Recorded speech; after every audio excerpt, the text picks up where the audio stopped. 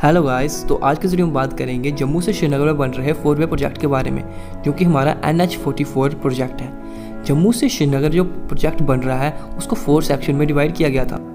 एक सेक्शन जो कि हमारी जम्मू से उधमपुर है, दूसरी सेक्शन उधमपुर से रामबन, फिर रामबन से बनिहाल, और हमारी लास्ट सेक्शन जो कि 4th सेक्शन हमारी बनिहाल से श्रीनगर। इनमें से 2 सेक्शंस हमारी बल्कि तैयार हो चुकी थी, जो कि हमारी जम्मू टू उधमपुर और बनिहाल टू श्रीनगर है, जो वर्केबल है। और उसके बाद हमारी बचती हैं हमारी 2 सेक्शंस, जो कि हमारी उधमपुर टू रामबन और रामबन टू बनिहाल।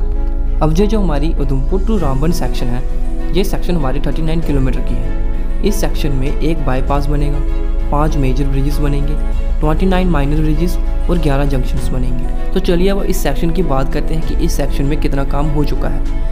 तो हम आपको बता दें कि ये सेक्शन का काम बहुत ही ज़्यादा टफ था, जहाँ की जियोग्राफिकल कंडीशंस जो अच्छी नहीं थी, जहाँ पे जो जियोग्राफिकल लैंड है वो अनस्टेबल है, यानी कि जहाँ पे लैंड स्लाइड्स आती रहती हैं। और इस सेक्शन को बनाने में सबसे ज़्यादा मेन प्रॉब्लम है वो है हमारी ट्रैफिक, जो कि हमारी जम्मू से श्रीनगर में चलने वाली गाड़ियाँ हैं। यही एक रोड है जो कि श्रीनगर को रेस्ट ऑफ इंडिया से जोड़ता है। तो ट्रैफिक को साथ साथ में चलाना और साथ साथ में काम करना एक मुश्किल काम होता है। तो इसी को ध्यान रखते हुए इसको पार्टीशन में काम किया गया था।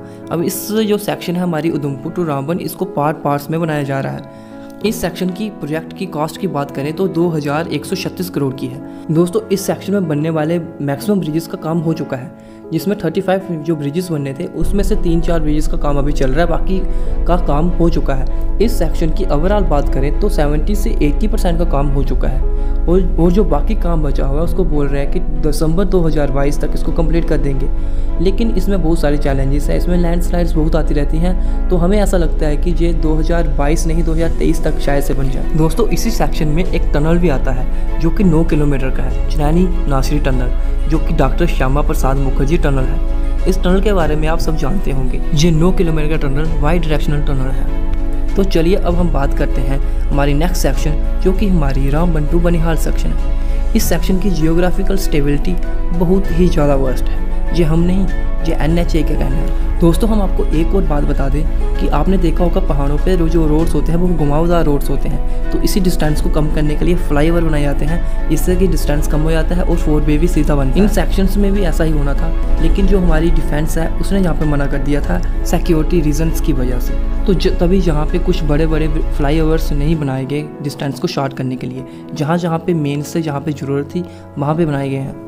तो था क्या कि जो हमारी रामबन टू बनिहाल सेक्शन है, जहाँ पे भी ब्रिजेस और टनल्स बहुत कम बनने थे, लेकिन जहाँ पे लैंडस्लाइड्स और स्टेबिलिटी बहुत ही ज़्यादा कम है, जिसकी वजह से जो डेंजरस एरियाज थे, तो वहाँ पे अब कुछ टनल्स और ब्रिजेस अप्रूव हो चुके हैं। और अब इस सेक्शन को बाईपास करने के लिए हमारे यहाँ पे 6 टनल्स और 11 माइनर ब्रिजेस बनाए जाएंगे। इस सेक्शन की जो प्रोजेक्ट कॉस्ट है वो लमसम 2600 करोड़ है। तो अभी हम इस सेक्शन की जो लेंथ है वो हम आपको बता दें कि वो 32 किलोमीटर है, लेकिन उसके बावजूद भी इसका काम अभी तक 40 से 45% ही हो पाया है। उसकी मेन वजह जो मैंने आपको बता दी, एक तो ट्रैफिक और दूसरा यहाँ की स्टेबिलिटी। जहाँ पे स्टोन पेल्टिंग होती है, बहुत सारी लैंडस्लाइड्स होती हैं, बहुत ही डेंजरस एरिया है, लेकिन फिर भी हम कह सकते हैं कि इसका 50% तक काम तो हो ही चुका है।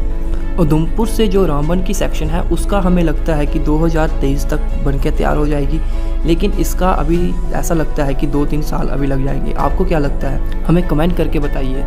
जम्मू कश्मीर इंडिया किसी की डेवलपमेंट के रिलेटेड वीडियोस देखने के लिए आप हमारे चैनल को सब्सक्राइब कर सकते हो। हम ऐसी ही वीडियोस अपने चैनल पर लेके आते रहते हैं। इस प्रोजेक्ट के जो भी अपडेट होंगे वो भी हम इस चैनल पर चढ़ाते रहेंगे। आप हमारे चैनल को सब्सक्राइब भी कर सकते हो ऐसी ही वीडियोस देखने के लिए।